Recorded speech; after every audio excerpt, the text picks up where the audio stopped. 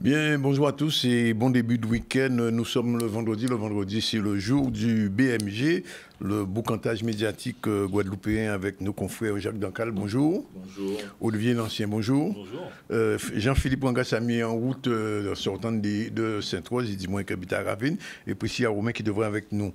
En plus, Jacqueline Favori nous sera avec nous à la fin du boucantage et jouer le R, qui est de passage en Guadeloupe.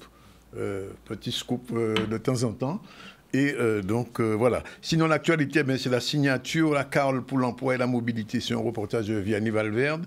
Liennage autour de l'handicap sur l'ENFEV était sur place.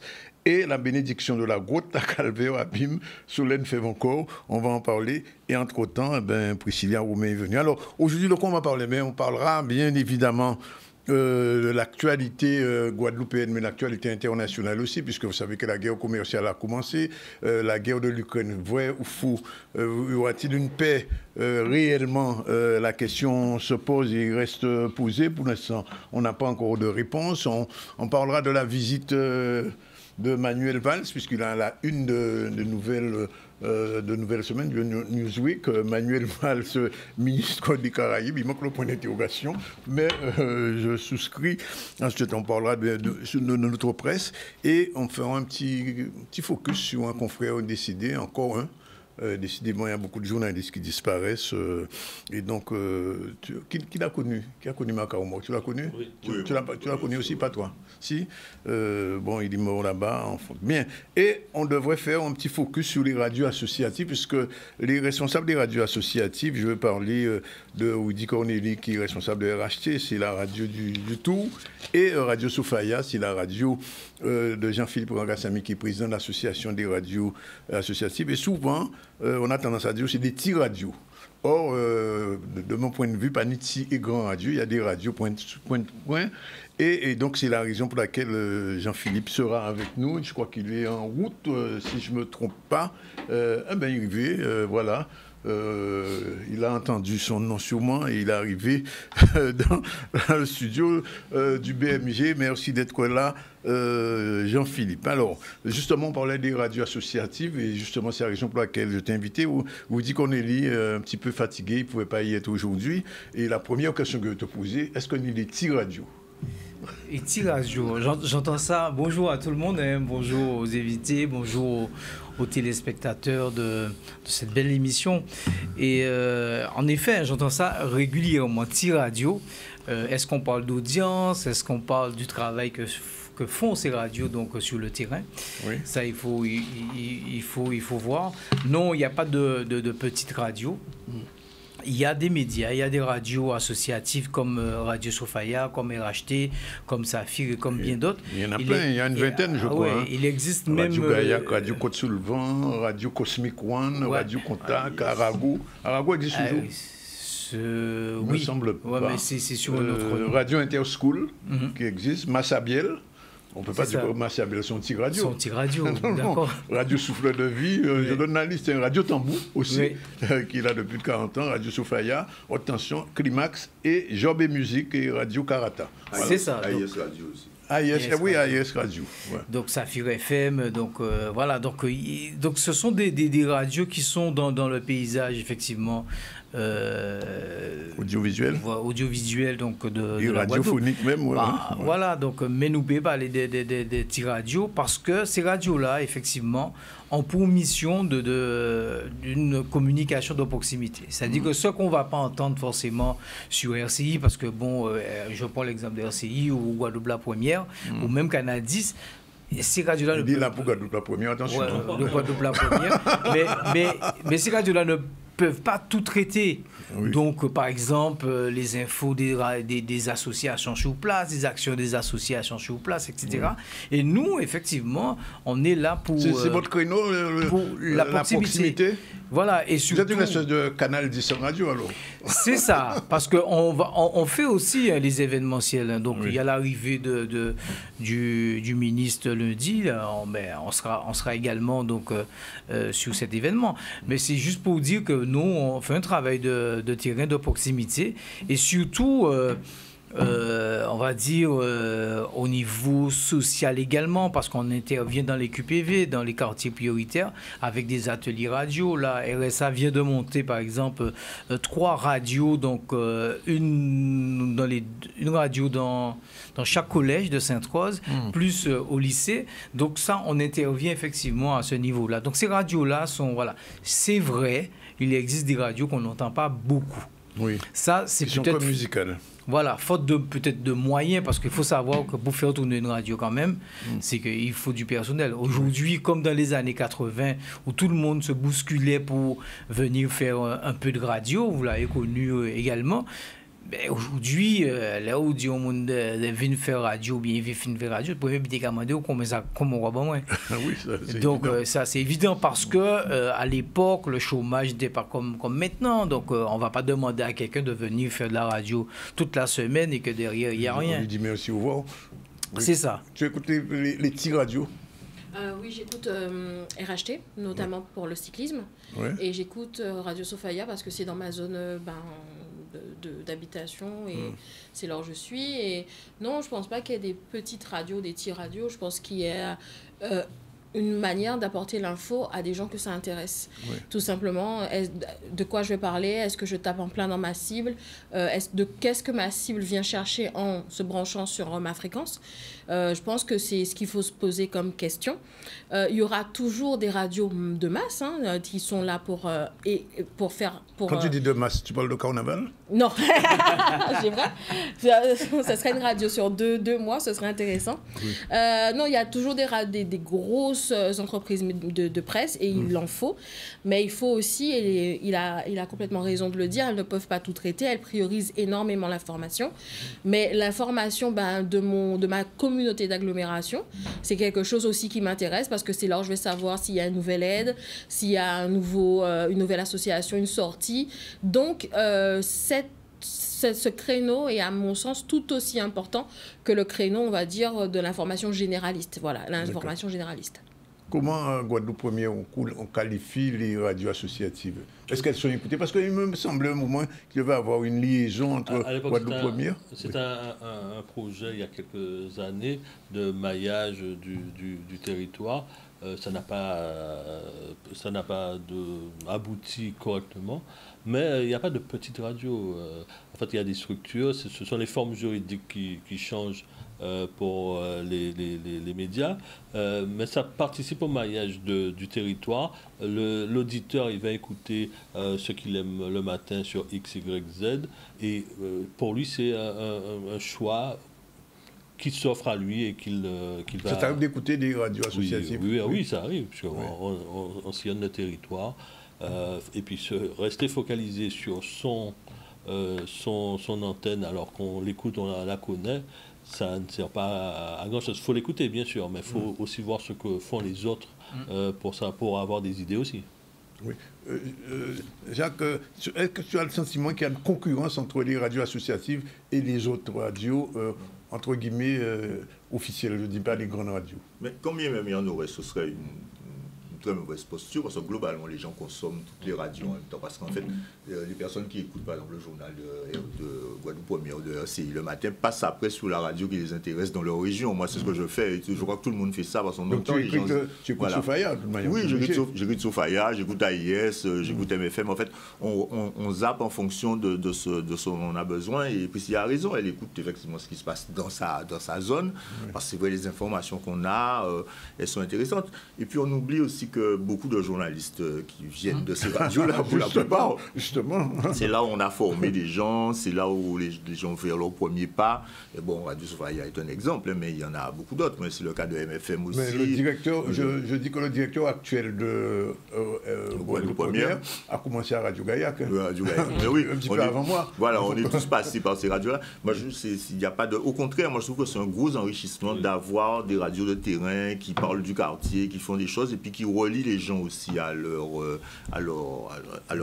zone, à leur habitat. Et donc, c'est très, très bon pour le paysage. Et d'ailleurs, on n'a qu'à regarder, la plupart des radios existent toujours. Hein. Toutes celles qu'on a connues il y a 20 ans, 30 ans, elles sont encore là. Oui. Ça prouve qu'il y a un réel besoin, alors que, par exemple, en papier, on voit les choses disparaître, mais en radio, non. Donc, il y a un vrai... Juste une dernière question. Au niveau... qu'est-ce qui manque aux radios associatives? Les formations, la formation, qu'est-ce qu'il faudrait de plus? Bon, il y a déjà la formation, ça c'est clair, et surtout les moyens financiers pour qu'on puisse donc mettre en place des contrats, mettre en place du personnel. C'est pas évident, même si on est aidé effectivement par le fonds de soutien, donc le ministère de la Culture et de la Communication. Il faut savoir qu'aujourd'hui, j'ai eu une radio, voilà. Vous êtes limité au niveau de la pub, par exemple? Au niveau de la pub, au niveau des frais réels, par exemple, une radio comme RSA, il faut compter 2 000, 3 000 euros par mois. Ouais. Donc, c'est énorme. Donc, il faut trouver cet argent-là. Et c'est grâce, effectivement, à des soutiens. Parce que là, ces radios-là aussi, ce sont des viviers, ce sont des tremplins pour d'autres radios. C'est-à-dire qu'aujourd'hui, on retrouve, je prends un exemple, lorsqu'on entend Sophie sur RCI, mais Sophie sort, effectivement, de Radio Sophia, a été formée, etc. Donc, plus on a, effectivement, ce type de radio qui fait ce travail-là, moi, j'ai pas de souci avec ça, qu'un animateur chez nous parle des cycles de parti pour faire carrière sur d'autres. Au contraire, c'est une fierté pour nous. Ça veut dire que nous sommes là pour enrichir, pour faire le travail. Parce qu'aujourd'hui, est-ce qu'il y a des écoles? Il y a eu une tentative à l'époque, je crois que tu étais à la tête de ça, mais depuis, il n'y a plus rien. Donc, en Guadeloupe, il n'y a pas véritablement de formation. Nous, on fait ce travail-là. Et si on met des radios dans les écoles, aujourd'hui, dans les établissements scolaires, comme les collèges ou au lycée, c'est justement pour ça, c'est susciter des vocations, faire l'éducation aux médias, parce qu'aujourd'hui, on consomme les médias, c'est du digital, etc. Mais c'est montrer à nos enfants que, voilà comment consommer les médias. Il faut lire la presse écrite, il faut écouter les radios, il faut machin, et non pas simplement se contenter sur des infos qu'on vous envoie sur WhatsApp ou autre. Donc, c'est ce travail-là aussi qu'on fait. Et ça demande effectivement, pour répondre à ta question, ça demande beaucoup de moyens, des moyens humains. Et qui dit moyens humains dit forcément donc, des frais au niveau salaire. Il y a le rôle économique, qu'il ne faut pas oublier aussi. Hein, ces radios-là aussi jouent un rôle économique dans leur zone, parce que c'est là où les petits commerçants, les agriculteurs, les gens qui font des choses peuvent passer une information à moindre coût. À moindre coût, c'est ça. Ça anime considérablement le territoire. C'est le cas pour Nord, pour Radio Sophia. MFM joue ce rôle-là. Il y a plein de radios. MFM a été une radio associative d'ailleurs. Au départ, oui. Et après, à Marie-Galante, RBI joue ce rôle-là. Donc, les gens ont besoin de faire connaître quelque chose, passer une information. Ils sont bien contents d'avoir un média chez eux qui le fait. Je donne l'exemple de Radio Tension qui était à Cap-Esther, qui est aujourd'hui à Bastère. À Bastère, dans la ville, il n'y avait aucune radio. Aucune radio à Bastère, la capitale, il y avait aucune radio. Et pour parler de RHT, lorsqu'on entend RHT, par exemple, sur des événements comme le Tour de la Guadeloupe, c'est énorme ce qu'ils font comme boulot. Étant radio associative. Bravo à lui. C'est ça. Non, mais je le dis souvent. Vraiment. Alors, vous ne savez pas, quand j'ai fini mes études, j'ai commencé sur une radio associative. Ouais. Bon, elle était un petit peu particulière, c'était Radio Unité, c'est une radio nationaliste, mais c'est là que j'ai fait mes premières armes de radio, et puis après, bon... Ça reste le même travail. Hein. Aujourd'hui, je faisais un travail professionnel. Je faisais un travail professionnel, c'est-à-dire, je ne faisais pas du chocage, je faisais ce qu'on m'avait appris, mais c'était... Je pense vraiment... Oui, pardon, excuse-moi, tu devais intervenir. Il y a aussi les radios. Toutes les radios sont confrontées aujourd'hui à une révolution numérique qui arrive, qui est le DAB, et les radios sur Internet. C'est bientôt ça, hein, théoriquement. Les appels ont été lancés. Ce sont des enjeux des radios, notamment associatives, parce que là, la donne va changer. Ça va être un coût. Là également assez conséquent pour ces Alors il faut expliquer rapidement deux mots ce que c'est que la DAB, c'est-à-dire qu'à partir d'une radio, on pourra avoir plusieurs mini radios dans la même radio. C'est ça. Donc, ça peut paraître bien, mais c'est un piège aussi. C'est un piège financier, c'est un piège. En fait, sous prétexte d'un changement, on démultiplie les canaux, mais les canaux demanderont le même effort financier à être entretenus, voire plus. Donc, il faut remplir de la même manière. Mais je pense réellement, et Dani, on a tu as souvent dit ça, mais je crois que tu as raison. Je ne sais pas comment, je ne sais pas sous quelle forme, mais on va dire les médias secondaires, je ne sais pas comment les appeler, mais en tout cas, les médias, autres les médias majeurs, auraient vraiment beaucoup à gagner économiquement à se fédérer. Parce qu'en réalité, et peu importe le canal, comprendre qu'en fait, il n'est pas question de ce qui je suis et ce que je fais, il est question de à qui je vais parler. Voilà, et peut-être que je vais aussi parler à tes auditeurs, mais d'autres choses. Oui. Et qu'ils viendront chercher chez toi ce qu'ils sont contents d'avoir chez toi. Mais en réalité, pour une simple raison économique de formation, je pense qu'on gagnerait à se fédérer pour des besoins, même si c'est pour des besoins, on va dire, ponctuels, un déplacement, un financement, je ne sais pas. Mais parce que on est un peu... C'est le problème en Guadeloupe, on est un peu invisibilisé, chacun à se battre de son côté, même si on sait que chacun existe. Je sais que Radio Soufaya existe, puisque je le reçois chez moi, je l'écoute. Je sais que RHT existe, je sais que AIS existe, je sais que Job & News existe, mais je ne sais pas comment ils s'en sortent, je ne sais pas s'ils peuvent former, je ne sais pas s'ils peuvent prendre des stagiaires. Et sachez d'ailleurs que je suis allée à mon école pendant les fêtes de Noël. En France, c'est une sinécure aujourd'hui de placer des stagiaires. C'est une sinécure. Les écoles n'arrivent pas à placer les stagiaires. Alors que moi, à l'époque, j'ai fait mes premiers pas en radio à Vallée FM, qui est une radio associative du Val-de-Marne.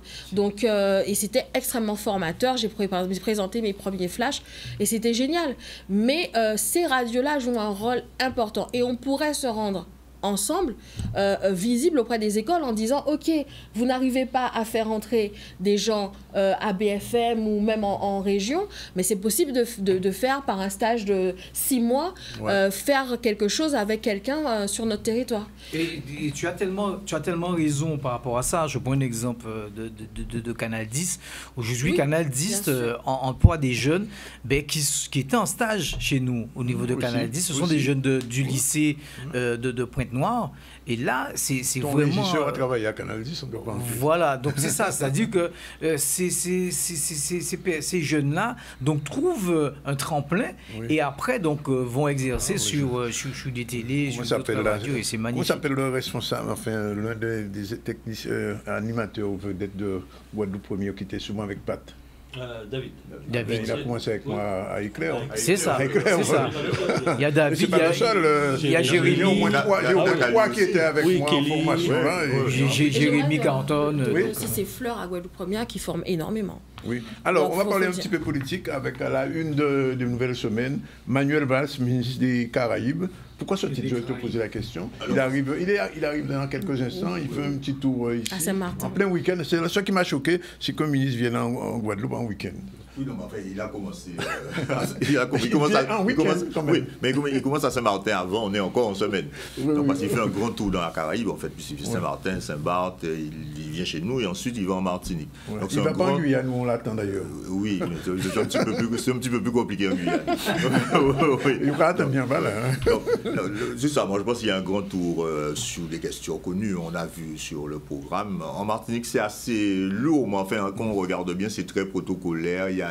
Il y a beaucoup de rencontres, mais enfin, on ne s'attend pas à de grosses décisions, surtout que, par exemple... Il vient parler de la vie chère quand même. Oui, ça c'est chez nous le lundi, mais en Martinique, le problème c'est que le président Letchimy est allé à Paris dans la même semaine, il a rencontré tout le monde, il a présenté ses besoins, etc.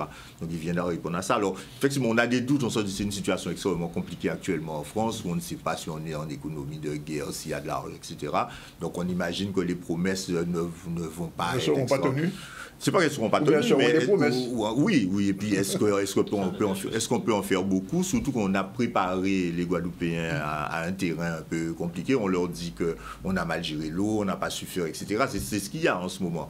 Donc on ne s'attend pas à énormément de choses, mais c'est vrai qu'il a une forte personnalité et qu'il est ministre d'État, ce n'est pas rien. Donc peut-être quoi, numéro 3 du gouvernement, je crois. Oui, tout le numéro 3. Oui, carrément. Oui, enfin 3 si on compte le président. Mais c'est quand même une grosse personnalité dans ce gouvernement-là. Donc ça veut dire qu'il a une latitude pour prendre un certain nombre de décisions, au moins faire quelques grosses promesses. Alors est-ce qu'elles pourront être tenues par le gouvernement pendant combien de temps, on ne sait pas. Enfin, on considère qu'il y a continuité du service public et qu'a priori, s'il s'engage, le gouvernement promesse ou pas promesse à ton avis? Beaucoup de promesses. beaucoup de promesses. Les financements, je ne sais pas si ces financements-là vont suivre. Je lisais ce matin dans le quotidien France Antilles qui voulait réformer ou avoir de nouvelles relations avec les Outre-mer.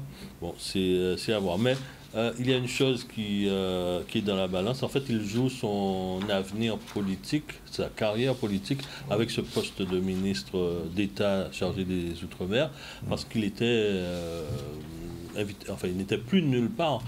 Manuel Valls, après son carré pour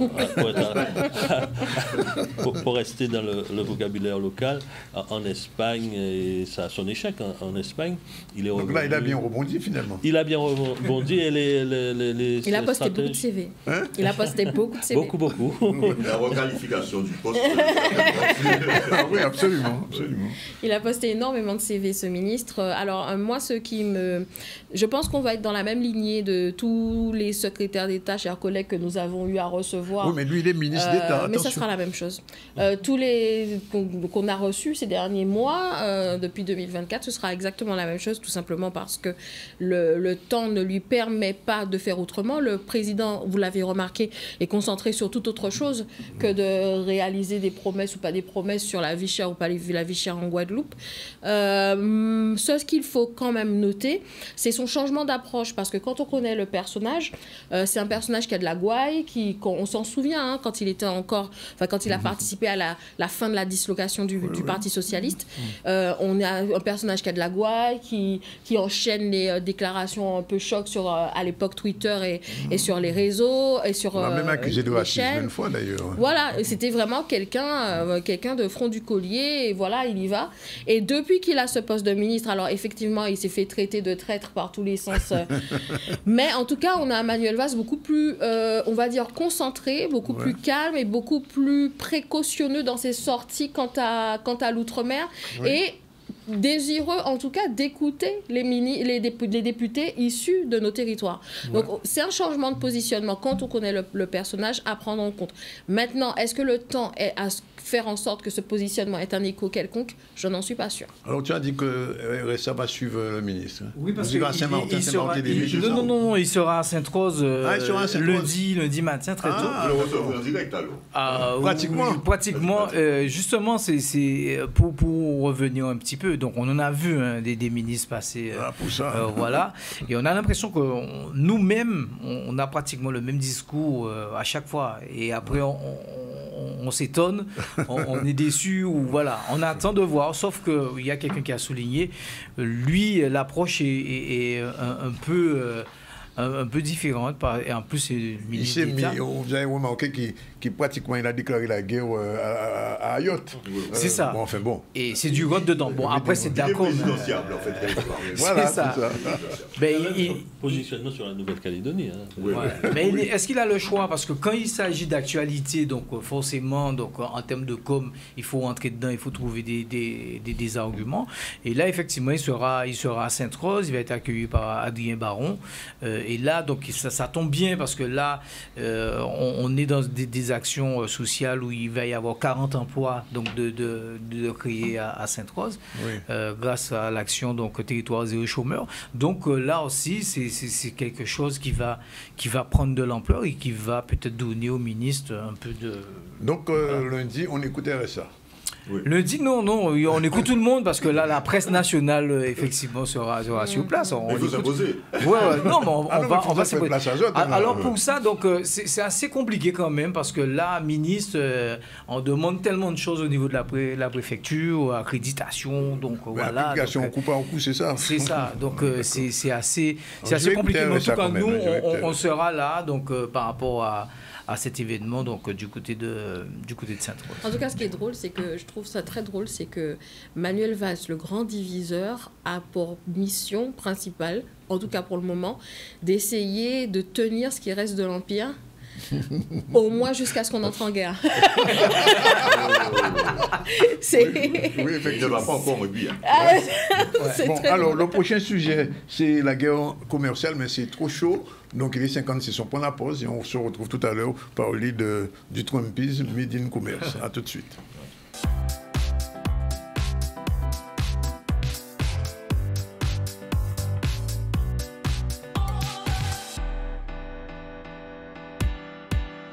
Voilà, c'est la deuxième partie du beau cantage que vous voyez derrière moi avec Jacques Dancal, Olivier Lancien, Priscilla Roumain, qui est désormais condamné, et Jean-Philippe Rangassami, qui est avec nous aujourd'hui. Alors, on va rapidement faire un petit coup d'œil, un coup d'œil, comme on dit, sur la presse guadeloupéenne et pratiquement martiniquaise. On commence par Valls, ministre des Caraïbes, nouvelle semaine, notre Newsweek, et il explique. Et souvent, est-ce que la semaine prochaine, on aura encore du Valls?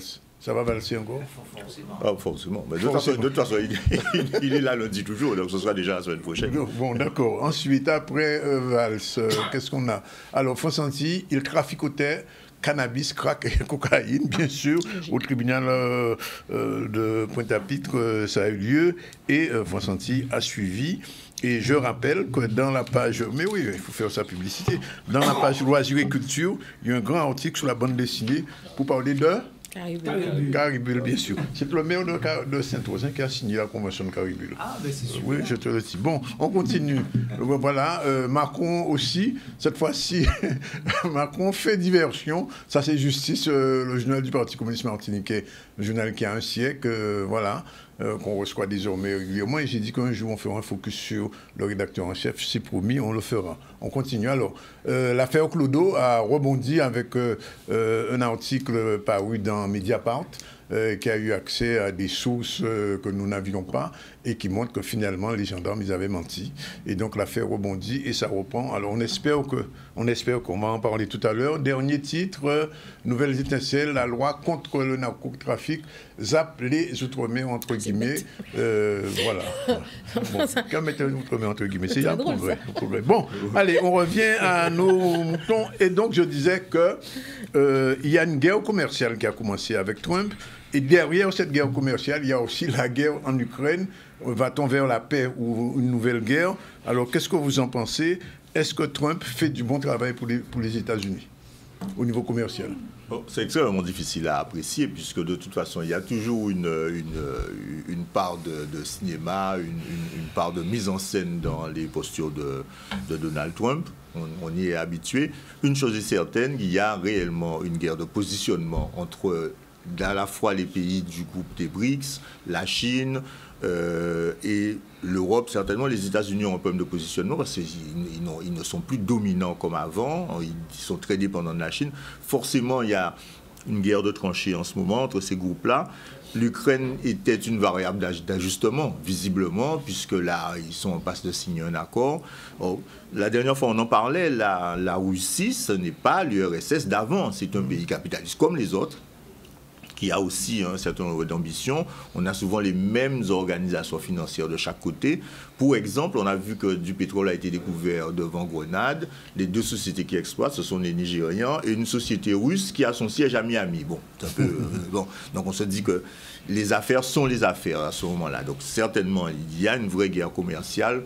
Et la guerre physique officielle dont on nous parle, je pense que ça n'est qu'un prétexte.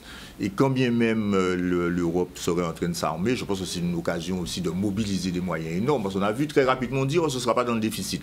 Ça veut dire qu'il y a un besoin de mobiliser des moyens pour faire plein de choses, pour relancer l'économie. On est toujours de toute façon dans une guerre économique qui avait commencé bien avant. Alors je rappelle quand même, avant de donner la parole, que Trump a annoncé hier que le champagne et les boissons européennes sont augmentées de 200%, autrement dit. La filière champagne, vin française, européenne, italienne et espagnole, aujourd'hui, en grand point d'interrogation. Non, mais il fait pression de toute façon. Voir le rhum. Voir le rhum, oui, voir le rhum demain. Et attention, et notre essence, parce que je rappelle que plus de 40% de l'essence guadeloupéenne vient des États-Unis. Donc si les Américains décident à ce niveau-là aussi, l'essence, on aurait passé moins 400 € le litre. Il faut vraiment, je veux juste préciser quelque chose qu'a dit Jacques. Il a dit très rapidement, sans toucher au déficit. Quand on ne touche pas au déficit, on touche à l'épargne privée. Oui. Terminé. Il n'y a pas de... Il ne faut pas tourner, on ne va pas loin. Ça veut dire que les assurances vie des gens qui ont investi et qui ont un certain pécule dessus, les enfants, asseyez-vous dessus. C'est aussi simple que ça. Quand on ne touche pas au déficit, on touche à l'épargne privée. Et l'épargne privée, certes, on n'ira pas toucher à vos 1 500 € durement acquis sur un an, mais les gros épargnants, ceux qui ont de belles assurances vie, attention. Oui. Attention, c'est là-dedans que ça va taper. Et ça va faire mal. Il faut se poser la question aussi du narcotrafic, parce qu'on nous en parle, mais dans notre zone, c'est 3 milliards de dollars. On veut lutter contre le narcotrafic, mais cet argent-là, de toute façon, il est recyclé dans l'économie. Donc il faut se demander, mais qu'est-ce qu'on cherche réellement à faire? Non, ça va être compliqué parce que même au niveau des gros investisseurs américains, des grandes entreprises américaines, aujourd'hui, quand ils voient que l'acier augmente, etc., moi j'ai l'impression que ces gens-là vont se retourner contre Trump un moment parce qu'ils étaient là. Trump était là pour faire aller avancer l'économie américaine, mais s'il continue à prendre des mesures à la va comme je te veux... Il n'a jamais... En fait, l'économie américaine, il fait pire que lui-même il y a 4 ans. Ouais, oui. C'est-à-dire, il se bat lui-même dans des trajectoires hasardeuses il y a 4 ans. D'autant plus... D'autre part, il y a 3 heures, il y a eu un communiqué de Tesla demandant au président de faire attention sur les droits de douane. Tesla? Oui, tout à fait. Donc notre ami Elon Musk, oui. Faire attention sur les droits de douane de manière à ce qu'ils n'impactent pas par inadvertance négativement les entreprises américaines. Oui, c'est bien ça que je pense à l'intérieur. Ça risque d'être le cas parce qu'aujourd'hui, qu'est-ce qu'il fait? Il taxe, par exemple, l'acier et l'aluminium. Oui. Mais eux, ils ne produisent pas. Donc, mais les entreprises américaines ont besoin donc, de ces matières premières pour pouvoir 25%. Je pense qu'il commence petit là, donc Trump, pour un peu bouger les choses. Il est dans son rôle. Ouais. Seulement, au niveau de l'Europe, ceux qui sont pour l'Europe fédérale, etc., ça peut être une bonne chose pour eux, donc pour bien centrer l'Europe un peu plus. Sauf que l'Allemagne et les autres là, voilà, donc sont en train aussi de négocier quelque part. Hein, donc au-delà même de l'Union européenne, ben, ils sont en train de négocier. Donc, je pense que ça va être quelque chose d'assez, on va dire, épisodique, parce que bon, à un certain moment, il faudra bien gérer en interne. Hein. Je ne sais vraiment pas ce que ce projet 2025, qu'est-ce que le gros think tank conservateur qu'il a élaboré et qui semble mener la politique de Donald Trump, vers quoi il voulait avancer, puisque il y a 2 jours, certains disaient que, bah oui, il faut ce choc-là. Donc, ce choc-là était prévu. Et que pour aller vers une économie américaine forte, etc. Alors, ce projet 2025 est un danger pour l'Europe, ça c'est clair. En tout cas, puisqu'il veut replacer une hégémonie complète des États-Unis. L'Europe est peut-être dépendante des États-Unis, c'est ça le problème. Mais l'Europe se retrouve seule, au final. Puisque le partenaire de toujours ne pense qu'à ses intérêts. Avant, les intérêts convergeaient plus ou moins. On trouvait une façon de les faire converger. Aujourd'hui, l'intérêt, c'est de faire en sorte que les États-Unis deviennent cette espèce de centre du monde qu'ils pensent être, au final. Maintenant, là, pour moi, l'Europe est de toute manière squeezée. Et vraiment, je pense que la solution, c'est ce basculement à l'Est, puisque même Trump, pourtant, qui veut avoir des relations apaisées avec Vladimir Poutine, les quelques indices que nous avons eus sur la possibilité d'une trêve montrent que même Trump, qui veut avoir des relations apaisées, n'a pas le réel agenda de Vladimir Poutine. Mais non. Non, pour donc, surtout pas. Il n'a pas son agenda réel. Et l'agenda réel de Vladimir Poutine, c'est mon ami Xi Jinping qui l'a, je pense. Justement, j'allais dire quelque chose à ce niveau. On prend un exemple très concret. La plupart de nos matériaux, notre matériel informatique sont des États-Unis. Mais passe par la Chine. Voilà. 80% donc ça veut dire que par la Chine. Vos portables Apple et compagnie, d'ici quelques temps, les prix vont exploser. Hein. Les prix vont exploser. Ils jouent en fait sur ces droits de douane comme le levier atomique commercial et économique. Voilà. Sauf que ça, pour le moment, ça se retourne contre lui. L'économie américaine est en train de flancher. Le Nasdaq a lancé une alerte. Il y a les indices boursiers qui se demandent à quoi joue Donald Trump à la tête des États-Unis. Pour parler de l'acier, l'acier c'est un aller-retour entre le Canada et les entreprises automobiles qui sont aux États-Unis. C'est taxer 5 fois le même produit entre le Canada, le Mexique et les États-Unis, la voiture américaine va coûter très cher. Très cher, ils ne seront même pas exportables. Déjà, comme tu l'as dit, Tesla a déjà un problème. Déjà un problème, mais attention aussi, et soyons très attentifs à quelque chose. Nous sommes aveuglés par New York et Los Angeles et San Francisco. Attention, les États-Unis, ce ne sont pas ces 3 villes. Et il y a un très bon reportage de France Télévisions, je crois, qui montrait à quel point les infrastructures intérieures des États-Unis étaient en train de se délabrer, que les États étaient complètement perdus, que la santé financière des États aussi est extrêmement inégale. Et on a des endroits aux États-Unis où tu as des villes entières qui sont fantômes parce que l'État n'a pas les moyens d'assurer le service minimum pour ces villes-là. Il y a une question qui va se poser. C'est un pays en difficulté en réalité. C'est une question qui va se poser, comme elle se posait pour le Premier ministre de la France. Est-ce que Trump fera les 4 ans? Alors, normalement, il y a des élections, c'est les midterms bientôt, donc il a 2 ans, donc, mais là, ça peut se détériorer dans les 2 ans, effectivement, il ne passera pas. Mais une chose est certaine aussi, c'est qu'on voit que Trump, mais il faut se demander qui commande réellement actuellement le monde. Parce que c'est Mitterrand, un président français, qui disait que l'État n'est pas actionnaire de Total, mais Total est actionnaire de l'État. Oui. Donc en fait, il y a un consortium de décideurs, de gens qui commandent, et Trump ne fait que les représenter. Alors peut-être qu'il y a un peu de dérive, peut-être qu'il prend des décisions sur lesquelles il va revenir. N'oublions pas qu'on est un État fédéral aussi, beaucoup de décisions, on n'est pas obligé de les appliquer dans tel État. Les gens font ce qu'ils veulent, hein. Ce n'est pas du tout le système des régions françaises, il y a réellement du pouvoir.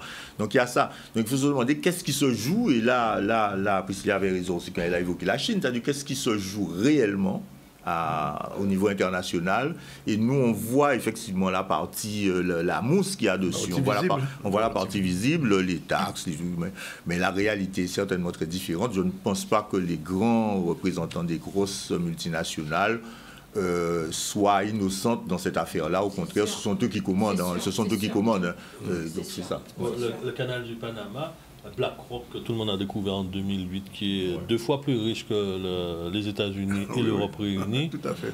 A racheté les 2 ports à l'entrée et à la sortie du canal du Panama.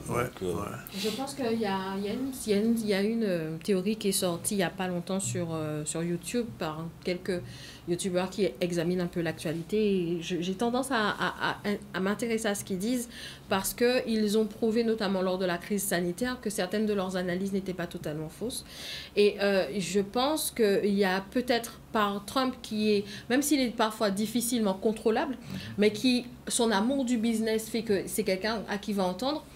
Je crois vraiment que la théorie qui est sortie il y a 2 jours en disant qu'on se dirigerait vers une volonté d'un monde supranation total, mais pas uniquement en Europe, supranation, mais complètement tourné vers les multinationales et leurs besoins et leur trade et leur... Je pense que c'est quelque chose à écouter, en tout cas à prendre en considération, parce qu'en réalité, Steve Bannon a raison. On s'intéresse à ce que dit Trump, mais il fait du bruit médiatique, il fait énormément de bruit. Chaque jour, il y a une info. Chaque jour, il y a une info. C'est son rôle. Pourquoi? Parce que ce bruit-là masquera le reste. Et je pense dans les mois à venir, on aura des indices forts sur pourquoi il y a eu autant de bruit là maintenant. Alors, la deuxième partie de ce propos, c'est la guerre en Ukraine. Alors, hier ou avant-hier, le matin, on entend, il y a une réunion avec les représentants des États-Unis, de l'Ukraine et de la Russie. On dit que Poutine n'est pas tout à fait d'accord pour une trêve. Et puis subitement l'après-midi, boum, Poutine déclare oui, il est prêt, mais il donne toute une série de lignes rouges. Il ne veut pas, du président actuel de l'Ukraine. Il ne voudrait pas non plus de soldats à la frontière. Il ne veut pas que l'Ukraine entre à l'OTAN ni à l'Europe. Alors, est-ce que cette trêve va tenir? That is the question aujourd'hui. Et on se rend compte bien que la complicité entre Trump et Poutine, elle est plus qu'évidente en ce moment. Il y a une complicité entre Vladimir Poutine et Donald Trump. Oui et non, parce que dans le même temps, Donald Trump a décidé de réapprovisionner l'Ukraine en armes et en matériel militaire. S'il y a une trêve. Hein. Oui, s'il y a une trêve, d'accord. Oui. Mais a priori, le président ukrainien est d'accord. C'est Vladimir Poutine qui met ses limites. Et donc, du coup... est-ce que Donald Trump ne s'est pas inquiété du fait que l'Union européenne ait décidé de voler au secours de l'Ukraine? Oui. C'est peut-être ça aussi qui a fait bouger un petit peu les choses. Qui mène la danse? C'est ça qui se dit là maintenant. Surtout on n'entend pas les Chinois. Est-ce que c'est toi qui mène la danse ou c'est moi qui mène la danse au niveau interne? Voilà, bonne question. Mais ils n'ont pas intérêt à parler puisque le grand maître est en train de parler là maintenant. Mais qui mène la danse? La diplomatie, c'est un rapport de force. Ouais. Si Trump arrive à arracher cette trêve, ça veut dire que les États-Unis pèsent encore et mènent encore la danse. Aujourd'hui, si Poutine dit non, je veux ça a des contreparties, ça veut dire que Poutine estime qu'à l'heure qu'il est, il a les moyens. Oui. Et il est en train d'avancer sur l'Ukraine. Il est en train d'avancer sur l'Ukraine. Il ne peut pas arrêter tout de suite. Il avance, mais parce qu'il a les moyens d'avancer. Encore une fois, c'est une question de moyens. Il a les moyens d'avancer et il a les moyens de dicter le tempo diplomatique international. Aussi. Donc, c'est pas tant qu'il n'aime pas Trump, d'ailleurs, je pense qu'il l'aime vraiment, mais aujourd'hui, c'est qui mène la danse? Qui, genre, là, qui a fonctionné? C'est vous qui a fait fonctionner ou c'est moi? Et c'est à ça qu'il va falloir faire très attention. Parce qu'en fait, Trump vise quelque chose, c'est essayer de casser la liaison entre la Chine et la Russie.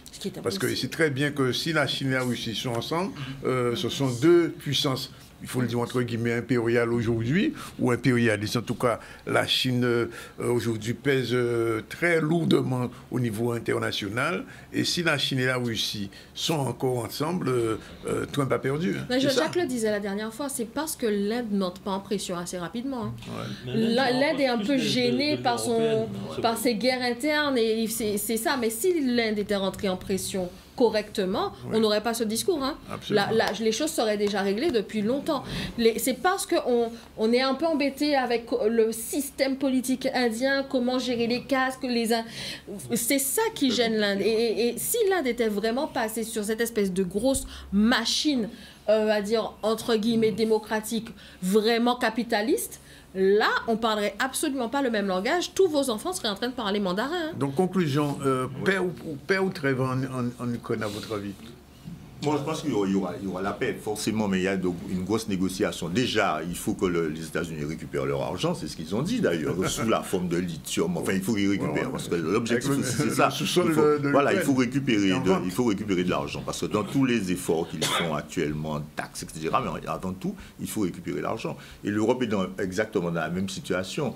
En perdant une partie du Sud, parce qu'en perdant l'Afrique, en perdant des choses, on perd beaucoup d'argent. Donc il y a aussi cette volonté-là de se garantir un certain nombre de moyens. Mais je crois que tout le monde sait qu'on ne fait pas d'argent en temps de guerre. Ça dure un moment, mais après, il faut la paix si personne ne veut payer après. Parce qu'il y a une guerre, là, personne ne paiera après. Ouais, donc on n'est pas sûr de gagner. Donc, pour vous, la paix est dans l'air? Une fois que tout le monde aura acheté ce qu'il faut acheter en Ukraine, on aura signé la paix. C'est surtout la guerre des terres rares. Parce qu'il y a un nouveau monde qui se prépare sans le pétrole, sans les énergies fossiles qu'il faut préparer, et que l'Europe et les États-Unis ainsi que la Russie et la Chine sont déjà en avance par rapport au reste du monde. Donc ils veulent garder aussi leur avance. Et puis ils veulent peut-être pas dire aussi qu'il faut dépecer l'Ukraine, exactement comme ça s'est fait en Allemagne ou ailleurs. Il faut couper le truc en morceaux, il faut dépecer le pays. Mais on n'ose pas le dire parce qu'ils voudraient le faire sans le dire. Et ils disent que la Russie ne va pas s'arrêter à l'Ukraine. C'est la crainte. Bon. Oui, non, mais ça c'est la propagande. Mais la réalité, c'est qu'il faut dépecer le pays, tout simplement. Non, les indépendantistes ont gagné. Est-ce qu'ils seront américains? Et autre chose, attention. Il y a 11 ans, l'Ukraine posait problème en raison de son positionnement néo-nazi en Europe. Tout à fait. Il y a 11 ans, l'Ukraine posait problème terriblement à l'Europe parce que, ok, accepter l'Ukraine, mais avec les Ukrainiens ne sont pas les gentils garçons qu'on décrit. Ce ne sont pas les anges qu'on décrit.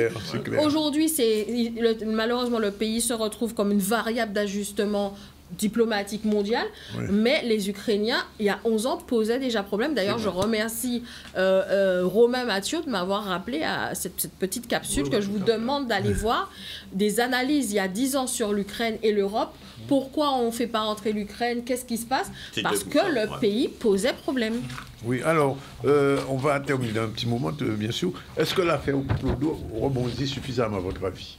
C'est la une de Mediapart, il y a eu l'article que vous avez dû voir, les confessions, entre guillemets, les déclarations des gendarmes. Est-ce que ça permettra réellement d'avoir un procès Clodo?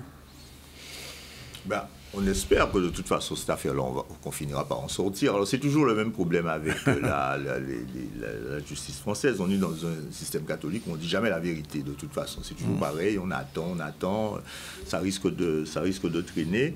Et c'est d'ailleurs ça qui pose problème chaque fois, hein, pour relancer la démocratie en France. C'est-à-dire qu'on n'arrive pas à sortir des archives et dire, bon, voilà, on s'est planté, on est d'accord pour en finir, pour mettre tout le monde d'accord. On ne le fait jamais. Mais je me dis, de toute façon, si les familles, si les avocats, si les associations s'y mettent, cette affaire-là va être relancée forcément. À un moment donné, il faudra bien dire la vérité. Oui, parce que ça ne peut pas traîner comme ça, sauf si les gens abandonnent. Si on l'avait fait pour le... Non, ils n'abandonnent pas. Ils ne vont pas abandonner. Le beau-fils et la fille sont vraiment... oui, ils ne vont pas. Et puis, quand on regarde bien, est-ce que c'est si compliqué que ça, que de dire, bon, un tel est coupable, voilà, le condamné, c'est une affaire très simple, et puis on en finit. Oui, tu voulais dire. Ça va faire boule de neige. Moi, oui, mais il faut bien finir un jour. Ce qui m'inquiète dans ça, c'est que la famille et les avocats, etc., démontrent qu'effectivement il y a un problème. Il a été tué, il faut le dire. Il a été tué. En Guadeloupe, quand j'ai vu les mobilisations, bon, c'était pas... voilà, donc c'est toujours les mêmes qui se mobilisent pour ce type de cause. Et qu'aujourd'hui, c'est le Mediapart de là-bas qui vient nous dire que, bon, effectivement, ben, vous aviez raison. Oui. Mais à ce moment-là, à quel moment que nous-mêmes, au niveau politique, au niveau... même nous, au niveau guadeloupéen, on a... Il y a eu des réactions politiques, au fait, des politiques. Ah, j'ai pas tellement entendu. Jean-Philippe, on a tous demandé la vidéo. Oui. À l'époque. Oui. Je ne sais pas si vous vous souvenez. On nous a appelés dans une cabane en bois pour nous dire oui, on a visionné la vidéo, machin. On a tous demandé, ok, mais on veut voir cette vidéo. On ne l'a jamais vue. D'accord. C'est vrai. On ne l'a jamais vue, cette fameuse vidéo. Parce qu'aujourd'hui, on était tous obligés de rentrer à la rédaction, d'écrire aurait mis, selon l'avocat, et machin. Aujourd'hui, on voit que Mediapart regarde des vidéos bien comme il faut. Il faut dire les choses aussi. Hein. Faut dire les choses. Parce qu'on a tendance à s'appuyer sur nous, journalistes guadeloupéens, en disant « Ah oui, eh ben, pas des gens, dis-nous ça ». Il faut dire qu'à l'époque, nous avons tous demandé la vidéo à voir. Moi-même, vous l'avez demandé, Dani. L'avocat est venu ici. L'avocate est venue ici. J'ai demandé la vidéo. Oui, elle n'est pas accessible. Oui, elle n'est pas accessible. Par ailleurs, nous avons tous demandé des papiers de l'instruction, n'est-ce pas? Oui. N'est-ce pas? Nous l'avons tous fait. Nous avons demandé les papiers de l'instruction pour pouvoir informer correctement les Guadeloupéens pour ne pas transformer Clodo en l'apanage d'autre chose comme d'habitude. Est-ce qu'on nous l'a donné les papiers? Il faut dire la vérité. Quand nous demandons les documents, quand nous avons les documents en main, on nous répond toujours oui, non, vous allez les voir. Tu peux demander à Olivier, il a quelqu'un qui a toujours les documents. Voilà.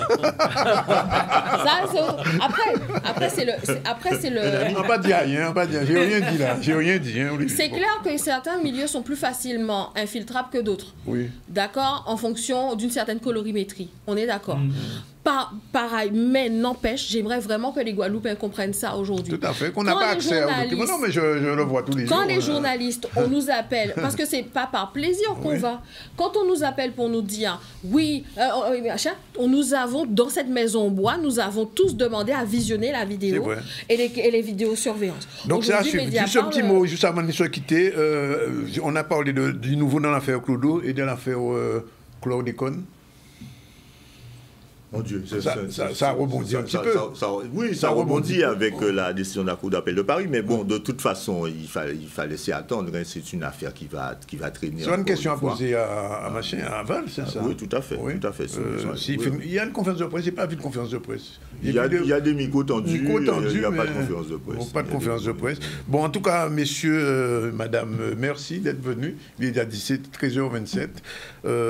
Dans un instant, je vous dis, je vais recevoir le R. Vous avez des questions à poser au R? Ah, le R, il est en Guadeloupe? Oui, il est en Guadeloupe, il sera ici dans un petit moment. La dernière fois, il n'avait pas aimé. Hein? La dernière fois, il n'avait pas aimé, recevez-le bien. Je vais bien recevoir. Soyez gentil. Hein. Soyez gentil. Non, il vient monter le truc en Guadeloupe, finalement. Il est de passage. Il est de passage en week-end. Bon, il repartira demain dimanche. Voilà, il est 13h27, on prend la pause pub habituelle et puis on se retrouve dans un petit moment avec Madame Jacqueline Favorinus et le R qui devrait être là dans 5 minutes. En même temps.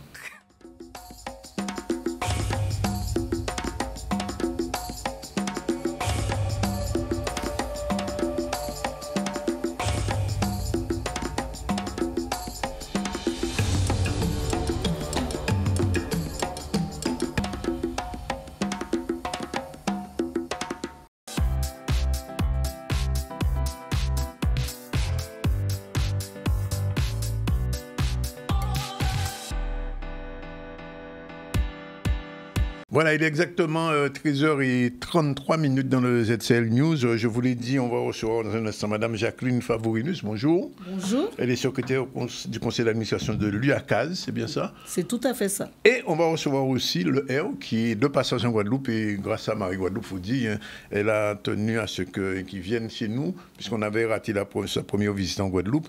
Et le R, merci d'être là. Et j'ai envie de poser une petite question toute simple. Voici la couverture d'un journal en Guadeloupe, Manuel Valls, qui sera chez vous en Martinique. Oui. Comment ça va se passer? Ben déjà, merci, bel bonjour tout le monde Guadeloupe, et puis tout ça qu'a regardé Canal 10. Et merci à Canal 10 pour l'invitation, parce que j'ai toujours bien recevoir moi, j'ai toujours fait en sorte que moi vienne. Donc, merci à Canal 10. Effectivement, il y a le ministre qui sera chez nous dès lundi. Nous, on a fait des demandes pour être reçus. Oui. On a fait le côté protocolaire. Oui. On attend de voir si les choses se passent en bonne intelligence, puisque nous avons initié un combat et je pense qu'il est légitime que nous soyons... Parce qu'il vient parler de la vie chère. Hein. Donc, normalement, nous sommes en plein dans la liste de ceux qui sont censés être reçus. Oui. Bon, on va voir. On sait qu'il doit y avoir peut-être une pression terrible aussi entre ceux qui ne veulent pas. Donc, on attend, mais on n'est pas pessimiste. Hein. On se dit que les choses avancent. Oui. On a l'air d'être entendu. Il y a de belles annonces. Même si nous disons toujours qu'on ne va pas rester sur les annonces parce qu'on nous a annoncé depuis trop longtemps des choses. Aujourd'hui, on attend de belles actions. Mais en tout cas, il annonce de belles actions à venir. Donc, pour moi, s'il parle comme ça, je pense qu'en arrivant à Martinique, il va agir en bonne intelligence et que nous serons reçus. Même si être reçu, ça ne veut pas dire en sortir des solutions tout de suite, mais alors, au moins écouter ceux qui ont... Oui, alors j'ai envie de vous poser la question, Rodrigue.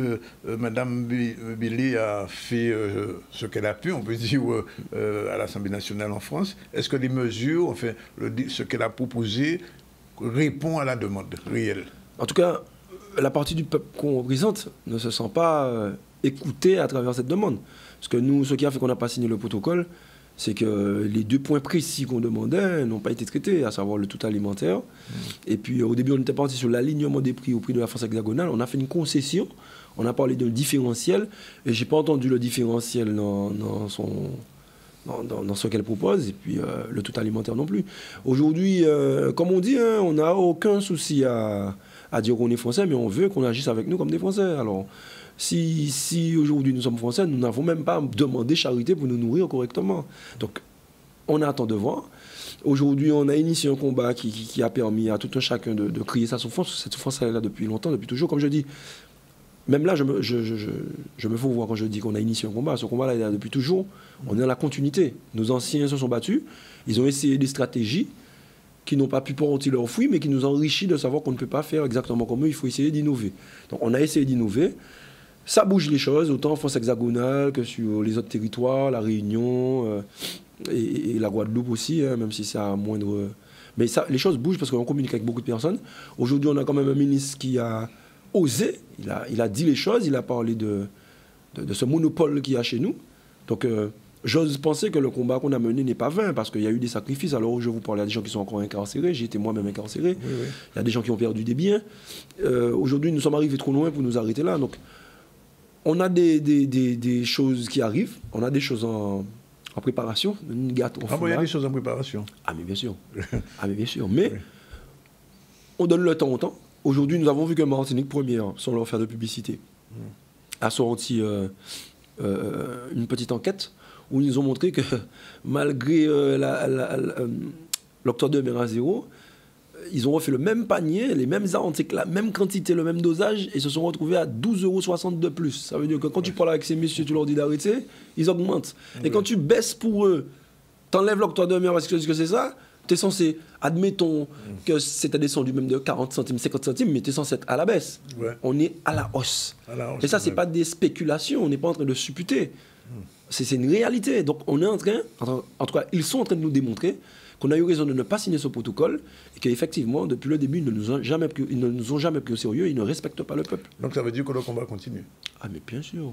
Le combat ne s'est jamais arrêté. Il est vrai que dans la stratégie de certains judiciarisés, ceux qui se battent pour le peuple, c'est une façon d'essayer d'éteindre le combat.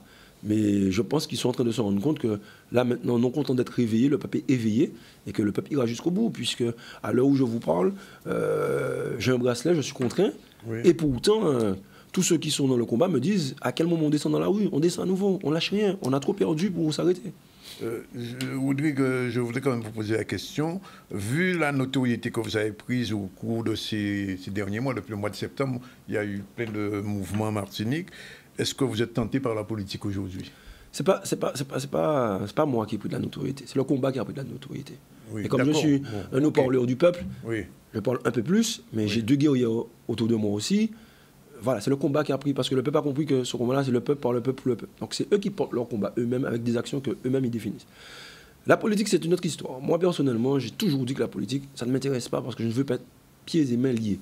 Mais force de constater que quand on ne vote pas ou quand on ne met pas des gens à nous en place, ils mettent leurs gens à eux et nous contraignent par des décisions qui ne nous intéressent pas. Donc, ne serait-ce que pour ralentir leur machine, il nous faut nous intéresser à la politique. C'est un devoir, on n'a pas le choix pour enrayer cette machine-là un moment, pour qu'à un moment on puisse enfin, comme l'a fait les Corses. Oui. Les Corses, bon, je ne fais pas propagande de violence, mais ils ont porté des bombes, ils ont tué, leur combat n'a jamais été aussi probant, il n'a jamais été aussi potalant que depuis quand ils se sont investis un peu partout en politique. C'est comme donc, ça qu'on doit voir les choses. Futur candidat au municipal. On vient de demander 3 ans d'inéligibilité pour moi. Donc, mais vous savez, je n'ai pas besoin d'être sur un siège. Et les femmes qui sont autour de moi, en parlant de Haute Goussard et Gladys Rouget, je leur fais un grand salut, n'ont pas besoin d'être sur le siège non plus. On veut que l'idéologie qu'on porte soit sur le siège. N'importe qui, du moment où il porte l'idéologie, il comprend qu'il n'est pas sur le siège pour lui, il est sur le siège pour le peuple et qu'il doit travailler pour le peuple. Nous, c'est ce qu'on porte en avant. Vous dites une dernière question. Quel est le sens de cette visite en Guadeloupe? Alors, c'est pour des raisons médicales que je suis là. Oui. Voilà, je suis entré voir un médecin expert ici, dans mes démarches. Et puis, il faut joindre l'utile à l'agréable, puisque j'étais déjà venu plusieurs fois en Guadeloupe. J'essaye toujours de lier, de discuter, d'échanger. Au début du combat, on a eu des mots qui étaient durs avec les syndicats, avec certains partis. C'est comme ça qu'on a choisi de commencer le combat et on l'assume, même si peut-être on aurait dû choisir un vocabulaire un peu différent, mais c'est facile de refaire le match après le match. Ouais. Donc on a choisi un vocabulaire assez dur, que certains ont pris à contre-cœur, je les comprends, je ne leur en veux pas. Mais je persiste, je signe, je reviens toujours vers eux. Quand je me bats pour le peuple, quand je me bats pour la cause, je sais mettre l'ego de côté et puis dire désolé, mais les gars, allons faire tous ensemble, puisque plus que jamais, c'est tous ensemble qu'on pourra contraindre cette machine coloniale à nous écouter, à nous respecter. Bien. Ben, Oudik, merci d'être venu faire c'est moi qui vous remercie. Petite fenêtre en passant en Guadeloupe, et c'était nécessaire. Il est 13h41, tout de suite on se retrouve vers Mme Favorinus, secrétaire au conseil d'administration de l'UACAS. Explication, première question de l'UACAS Kassaï. Est-ce qu'il y a UACAS? Oui, UACAS. Alors l'UACAS, c'est un regroupement de plusieurs associations, on dirait particulièrement de fédérations, d'associations de consommateurs. Donc, on a l'habitude d'œuvrer chacun de notre côté, mais juridiquement, maintenant, on a créé une structure, une association où nous sommes tous ensemble pour gérer ce problème de consommation, dira-t-on, en Guadeloupe. D'accord. Et donc, quels sont les problèmes essentiels qui vont être abordés? Puisque j'imagine qu'il y a, vous avez votre charte, vos adhérents attendent des choses de vous. Quel est le problème principal que vous allez aborder? Alors, on va d'abord annoncer que le 15 mars, oui. C'est la journée internationale du droit des consommateurs. Tout à fait. Internationale. Oui, donc, je sais. Cette date s'impose un peu à nous, vu la mission que nous nous sommes donnée. Donc, ce jour-là, nous faisons notre action de présentation à la population, déjà de l'UACAS, puisque nous intervenons, mais nous ne sommes pas encore très, très bien connus. Oui. Et donc, quand vous passez aux NCL, vous allez être connu. Moun qui connaît ça, à part de gens là, moun qui connaît ça, oui. Voilà, donc il faut que la population sache que nous existons et qu'est-ce que nous faisons. Parce que quand même, l'objectif, c'est de créer un mouvement consumériste guadeloupéen. Oui. Et donc, si on n'a pas la population avec nous, nos objectifs risquent de ne pas être atteints. Nos objectifs, c'est d'abord lutter aussi contre la vie chère, mais différemment. Vous avez entendu ce qu'il disait tout à l'heure. Tout à fait. Oui. C'est-à-dire que chaque portion de la population fait sa part de combat à sa manière. Nous savons que la vie est chère. Donc, dans cette démarche, nous parlons plus de pouvoir d'achat. Oui. Mettons en place des actions, consommons intelligemment, consommons autrement, et notamment avec nos produits locaux, et de manière à ce que nous soyons déjà en meilleure santé. Oui. Et qu'on a toujours dit que si le bateau n'arrive pas, nous devons savoir... Jardin, nous pas si bateau. Exactement. Oui. Donc, en fait, l'UACAS prône ce discours de consommer autrement et connaissez mieux vos droits pour mieux consommer. Oui. Voilà. Alors, est-ce qu'il va y avoir quand même, puisque c'est au mémorial que ça aura lieu, je vois qu'il y aura des conférences ateliers participatives, village de consommateurs. Oui. Est-ce que, au niveau, je le dis parce que j'ai entendu, on a reçu l'autre jour un médecin qui nous disait que le Guadeloupéen, un Guadeloupéen sur 2 est en obésité. Alors, est-ce qu'à ce niveau-là, au niveau de la consommation, justement alimentaire, vous allez intervenir, on dit ça en Guadeloupéen? Alors, demain, on a comme parrain, pour notre première manifestation, le docteur Henri Joseph. Donc, on a tout dit. On a tout dit. Et tout le monde sait comment... Nous n'y remettre là, comme on dit. Voilà. Il vient présenter, justement, des comportements que l'ensemble de la population pourrait avoir avec des gestes tout simples pour mieux avoir plus de produits locaux sur place. Parce qu'on a tendance à toujours dire « faut yo fait ». Mais en fait, on va comprendre tout simplement, c'est « faut nous faire ». Faut nous faire. On n'a pas besoin d'avoir des hectares de terre pour pouvoir avoir un petit peu de tomates, un peu de persil. Vous savez que son frère... en pot. Fait la culture en pot. Tout à fait. Toute qualité d'habitat à casa même. Voilà. Même à son balcon. Tout à fait. Et donc, de même, on aura parmi nos ateliers quelqu'un qui nous montrera que même si vous n'avez pas l'argent pour acheter pote là, avec ces restants bouteilles de l'eau là, absolument, on peut planter. Donc, nous, ce qu'on veut montrer, c'est que on peut consommer autrement, on peut avoir des comportements raisonnés intelligemment. C'est à nous de prendre notre consommation en charge et non pas toujours. Bien sûr, il faut se battre pour que les prix baissent puisque c'est pas demain que nous serons complètement autonomes. Mais on voit quand même que de plus en plus des personnes innovent. On fait déjà des farines, on fait un certain nombre de produits. En agroalimentaire, il y a beaucoup de choses qui se font maintenant. Et peut-être qu'il y a une méconnaissance. Et effectivement, on nous rétorque souvent produits locaux chers. Non, on va montrer qu'on peut faire produits locaux acceptables. Parce qu'il y a cher, on dit cher, pas cher, mais il y a la valeur aussi d'une chose. Aussi. Et la qualité. Et la qualité. Oui. Parce que, bon, on sait que tout le monde est malade aujourd'hui. Si tu sais que tu manges ton produit, tu sais d'où il vient, c'est un circuit qu'il faut mettre en place. Hein. Agriculteurs, consommateurs, consommation directe. On peut arriver à mettre tout ça en place. Je ne dis pas que ça se fera du jour au lendemain, mais on commence. Alors, demain, donc, conférence, au pluriel, alors il n'y aura pas qu'Henri Joseph, visiblement. Non, alors nous avons, c'est aussi un docteur, Jean-Marie Floreur, qui va nous montrer que cela est possible de consommer autrement. Tout à fait. Voilà, donc après, il y aura un certain nombre d'ateliers pour notamment montrer aux personnes comment on peut préparer des produits locaux pour que les enfants puissent les accepter. Parce qu'on a ce problème. On parle de produits locaux dans les cantines, partout, c'est vrai. Parce que nos enfants ne connaissent pas ces produits-là. Moi, j'ai un petit-fils, c'est tout un problème. Voilà. Donc, moi, je tiens à ce que... on comprend que les enfants ne vont pas manger les racines comme nous. Mais il y a peut-être des façons de les préparer pour pouvoir leur faire accepter les produits locaux. D'ailleurs, il y a tout un travail qui est fait sur le fruit à pain depuis quelques années. Absolument. Oui, et de plus en plus, il y a de consommation de fruits à pain. Donc, rendez-vous demain à 9h, c'est ça? À partir de 9h, c'est une opération qui va durer toute la journée. Oui. On pourra manger sur place alors? Oui, alors justement, on aura sur place des traiteurs qui vont travailler des produits locaux, forcément. Bien. Donc, ils sont à la disposition. Et je ne peux pas ne pas faire un coucou à la région Guadeloupe, puisque on est en vie associative sans la Jomba Faye. On le sait. Donc, on a été accompagné par la région et l'État financièrement pour pouvoir réaliser cette opération. Et demain, surtout, ce qu'on va montrer, c'est on va lancer le comparateur de prix. Le comparateur? de prix. Oui. Ah, c'est Parce important que, ça, oui, oui. Il y a quelques années, on Mais l'a commencé. entre qui? Entre la France et nous? Ah non, la différence, c'est nous et nous. Oui. C'est pour acheter en Guadeloupe. D'accord. Donc, c'est Guadeloupe. Oui.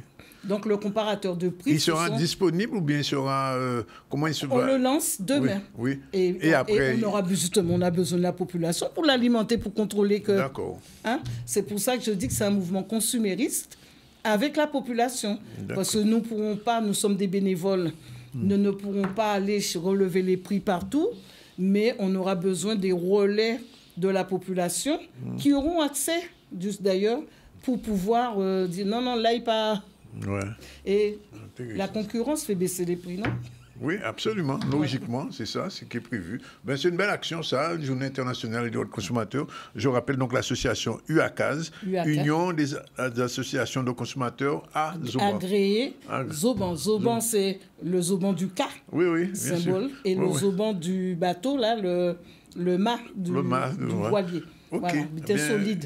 Madame Favorinus, merci et bonne conférence demain, 13h49. On a le temps de voir la signature de la Carole pour l'emploi et la mobilité. C'est parti, c'est un reportage de Vianney Valverde. Tant que nous n'allons pas résoudre les problèmes liés à la mobilité, au logement, à la santé, on ne peut pas parler d'insertion sociale. Donc aujourd'hui, la Carole vient effectivement signer une très belle convention. Je profite pour saluer le travail du président Tonton et de la présidente de la commission, Mme Nicole Signé-Bassin. Je suis réjoui que cette convention puisse être signée ici à Saint-François, puisque je crois que c'est un atout supplémentaire sur les dispositifs qui existent, notamment par le conseil régional, par le conseil départemental, bien évidemment par l'État. Tous ces dispositifs qui viennent bien évidemment aider nos jeunes, nos bénéficiaires du RSA, mais aussi nos jeunes à pouvoir s'insérer. Donc, on sait qu'aujourd'hui, il ne faut pas se le cacher, nous avons un vrai problème de transport en Guadeloupe. Effectivement, quand on pose la question à nos jeunes, le premier frein qui vient, c'est le problème du déplacement. Nous sommes précurseurs dans ce dispositif. Le seul PCI aujourd'hui, la Riviera du Levant, à pouvoir signer cette convention qui est un dispositif, comme je vous dis, complémentaire à toutes les actions que nous avons déjà mises en place en matière d'accompagnement et d'insertion sociale sur le territoire. Et je pense qu'il sera très porteur parce qu'il y a vraiment un grand besoin. L'analyse des besoins sociaux nous l'a bien démontré. Nous avons certes des offres d'emploi, nous avons France Travail, nous avons Mission Locale, pas mal de structures en place, mais nos usagers ont des difficultés de par l'éloignement de toutes ces structures. Et puis au manque de moyens de locomotion, ils ont des difficultés donc à pouvoir se rendre justement à ces demandes qu'on leur propose de façon à ce qu'ils puissent trouver une ouverture sur l'emploi et l'insertion, bien sûr. On a reçu plus de 900 appels des ressortissants de la Carle pour des besoins de mobilité. Donc c'est tout naturellement que nous nous sommes orientés vers les décisionnaires pour mettre en place une offre de proximité qui de toutes les façons était déjà criante. Le tarif, j'ai envie de vous dire, il est extrêmement préférentiel dans le sens où aujourd'hui louer un vélo cargo triporteur à assistance électrique démarre à partir de 2 €, 3 € jour. Louer une voiturette électrique chez nous, c'est 6 € jour, ce qui représente un coût de 180 € par mois. Louer une voiture électrique classique de type Zoé, c'est 15 € jour chez nous. Donc effectivement, nous sommes sur des tarifs extrêmement compétitifs. Notre public de prédilection, ce sont les jeunes, les bénéficiaires de minima sociaux, les seniors et les personnes en situation de handicap. J'ai envie de dire que ce sont des solutions dans le cadre de l'insertion sociale et professionnelle. On en a besoin parce qu'on a un département, vous le savez, qui est vraiment touché par le problème du chômage. Au dernier sujet, alors qui est 13h52, c'est le lionnage autour de l'handicap. Solène Fèvre, juste une présentation, c'est parti. Nous avons été contactés par Promotion Santé afin de réunir aujourd'hui le premier café lionnage. C'est le premier d'une longue série autour de l'handicap. Cette action fait sens avec nous puisque nous proposons des activités qui permettent l'inclusion et l'insertion et la cohésion sociale. C'est vrai que nous avons aussi commencé à mettre des activités en lien avec, ça s'appelle les Jeudis en santé, qui permettent que les personnes puissent se retrouver porteurs d'handicap ou pas, juste passer passer un moment ensemble. Nous avons la chance d'avoir un local et c'est vrai que nous le mettons à disposition pour beaucoup d'actions, c'est vrai, mais c'est parce que les activités sont déjà là et on souhaite que tout le monde puisse y participer, porteur d'handicap ou pas. Il y a des choses qui se mettent en place, il y a des choses qui avancent, c'est vraiment super, mais quand on voit le temps que ça met pour pouvoir faire bouger ou faire bousculer des choses toutes simples, notamment l'accessibilité au transport, pour avoir une autonomie, et combien on sait que l'autonomie, c'est la santé pour tout le monde, c'est-à-dire un bien-être.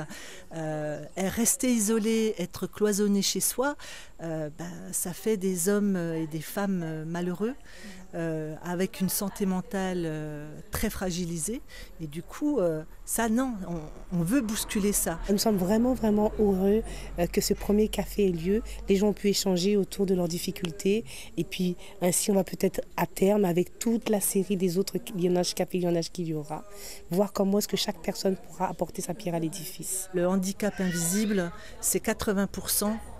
Donc il faut arrêter d'avoir cette idée que le handicap n'est que sur une chaise roulante.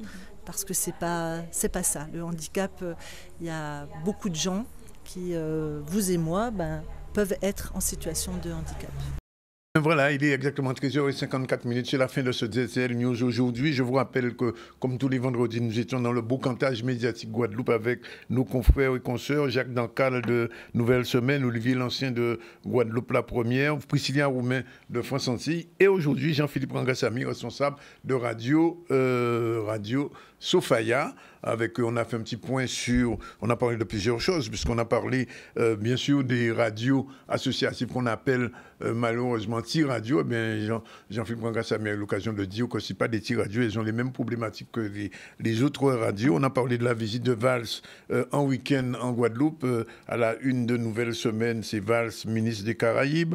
On a fait un petit tour sur l'Ukraine et la guerre commerciale déclenchée par Trump et les limites de cette guerre qui finalement ne va pas profiter aux entreprises américaines comme ils pensaient. Et puis nous avons aussi dit un petit mot sur Clodo. Et je rappelle qu'on a eu une pensée pour Marc Armand. C'est un journaliste de France Antilles, français. Il est mort à Rouen. Et il avait travaillé pendant plusieurs années ici. Je crois qu'il devait avoir 67 ans. Et on pense à lui. Et on pense aussi à une personne qui nous a quitté, Marie-Josée Chalus, qu'on a bien connue, puisque je suis responsable de Caribule et elle nous a beaucoup aidé à Caribule. Voilà, c'était la dernière émission de la semaine. On se retrouve à partir de lundi dans le ZCL News avec nos prochains invités. Je vous remercie de nous avoir regardés comme toujours. La réalisation a été assurée par Jordan, avec le soutien de Stéphane en back-office. Voilà. Bon week-end, comme je le dis chaque vendredi, ou si la route, pas prendre la goutte, if boot.